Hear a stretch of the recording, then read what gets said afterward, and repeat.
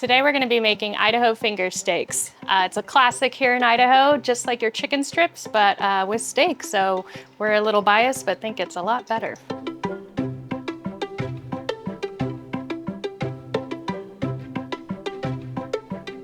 Finger steaks typically utilize one of the more value cuts, such as a round or an eye steak, but today we're going to elevate that a little bit and use the flat iron. What we're going to do is take the flat iron. There's a pretty obvious grain direction on this cut, so we're going to go perpendicular to that grain so we get a nice bite against the grain.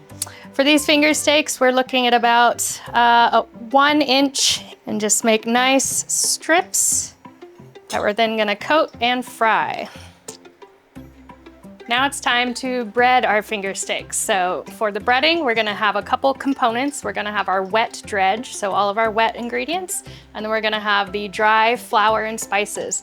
So within the wet dredge, we've got a little bit of buttermilk here. We're also going to utilize our Worcestershire, about a teaspoon of that, and a little bit of classic Tabasco for just a nice tang and heat. We're gonna use about a teaspoon of that as well. And essentially what we're gonna do is let these finger steaks kind of soak in this wet marinade for a bit while we get our dry components pulled together. And now for the flour, we're just gonna season it up with about a tablespoon of garlic powder, tablespoon of onion powder, a teaspoon each of paprika and cayenne, and then about a teaspoon each of salt and pepper. Today we're gonna be using the Jacobsen garlic and black pepper salt. We're just gonna give that a nice little mix. Make sure all that seasoning is distributed evenly within our 3 cups of flour. Then what we want to do is actually save half of that, so when we're through with part of the process, we can add in a little clean flour.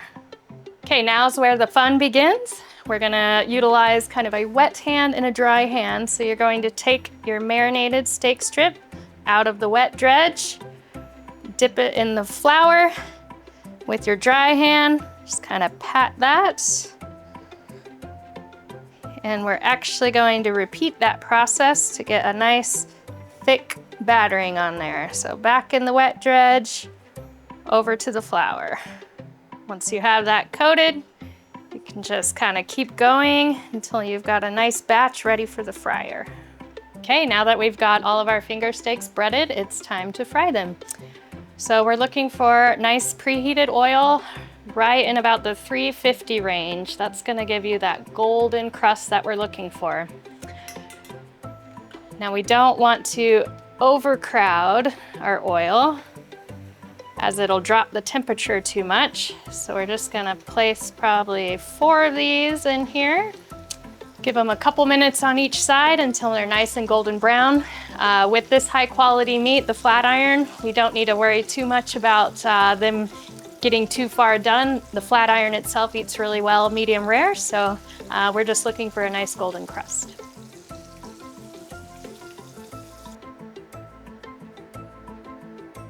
And here you have it, classic Idaho finger steaks.